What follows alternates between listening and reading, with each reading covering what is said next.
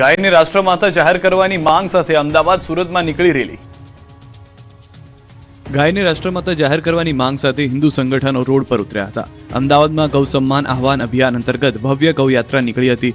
પારકર સમાજની આગેવાની હેઠળ નીકળેલી યાત્રામાં 300થી વધુ ટુ વ્હીલર સાથે મોટી સંખ્યામાં ગૌ ભક્તો, ગૌ સેવકો, યુવાધન, બહેનો અને દીકરીઓ જોડાયા હતા।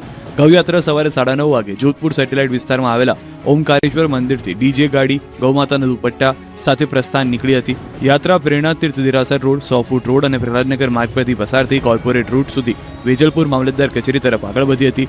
યાત્રા દરમિયાન ગૌમાતાને રાષ્ટ્રમાતા જાહેર કરવાની માંગ સાથે ગૌવધ બંધ કરવા અને ગૌ સંવર્ધન માટે કેન્દ્ર સરકારમાં અલગ મંત્રાલય રચવાની માંગ ઉઠાવવામાં આવી હતી। આ અંગેનું વિગતવાર આવેદનપત્ર અને હજારો લોકોના હસ્તાક્ષર કરાયેલા દસ્તાવેજો મામલતદાર સમક્ષ રજૂ કરવામાં આવ્યા છે।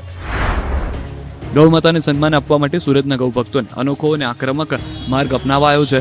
ટેક્સટાઇલ માર્કેટ સાથે સંકળાયેલા 10 વેપારીઓ પોતાના લોહીથી વડાપ્રધાન નરેન્દ્ર મોદીને પત્ર લખી ગાયને રાષ્ટ્રમાતા જાહેર કરવાની માંગ કરી છે। ટેક્સટાઇલ માર્કેટ સાથે સંકળાયેલા 10 અગ્રણી વેપારીઓએ સિરિંજ દ્વારા પોતાની લોહી કાઢીને મોટા કાર્ડ પેપર પર વડાપ્રધાન નરેન્દ્ર મોદીને પત્ર લખ્યો। પત્રમાં ગાયને રાષ્ટ્રમાતા જાહેર કરવા અને ભારતની પવિત્ર ભૂમિને ગૌ હત્યાના કલંકથી મુક્ત કરવાની હૃદયસ્પર્શી અપીલ કરવામાં આવી છે।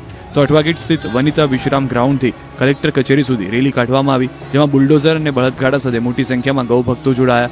રેલીમાં ગૌ ભક્તિના પ્રતીક સમાન 8 થી 10 બળદગાડા જોડાયા। ઐતિહાસિક રેલીમાં મોટી સંખ્યામાં સાધુ સંતો અને મહંતો પણ જોડાયા હતા।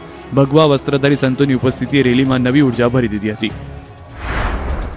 અમદાવાદ સુરતની જેમ જ જામનગરમાં પણ ગૌ ભક્તોની રેલી નીકળી હતી। ગૌ સન્માન આહવાન અભિયાન અંતર્ગત ગૌ સંસ્થાઓ તેમજ હિન્દુ સંગઠનો સાથે ગૌ સન્માન માટે પ્રાર્થના પત્ર લખી રેલી નીકળી હતી, જેમાં મોટી સંખ્યામાં લોકો બાળકો સાથે જોડાયા હતા। હાથમાં પોસ્ટર સાથે સૂત્રોચ્ચાર કરી કલેક્ટર કચેરીને ગજવી દીધી હતી। સાથે જ કલેક્ટરને પત્ર આપ્યો હતો।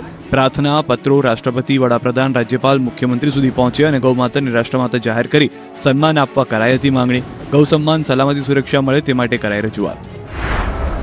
રાજકોટમાં ગાયને રાષ્ટ્રમાતા જાહેર કરવાની માંગ ફરી એકવાર તેજ બની છે। શહેરના બહુમાળી ચોક ખાતે ગૌ ભક્તો અને ગૌ પ્રેમીઓ દ્વારા સહી અભિયાન શરૂ કરવામાં આવ્યું, જેમાં લોકોને ગાયને રાષ્ટ્રમાતા જાહેર કરવા માટે સમર્થન આપવા અપીલ કરવામાં આવી। આ અભિયાનમાં મોટી સંખ્યામાં લોકો જોડાયા હતા। ગાયના વાછરડા સાથે એકત્ર થઈને ગાયને રાષ્ટ્રમાતા જાહેર કરવાની માંગ કરી હતી।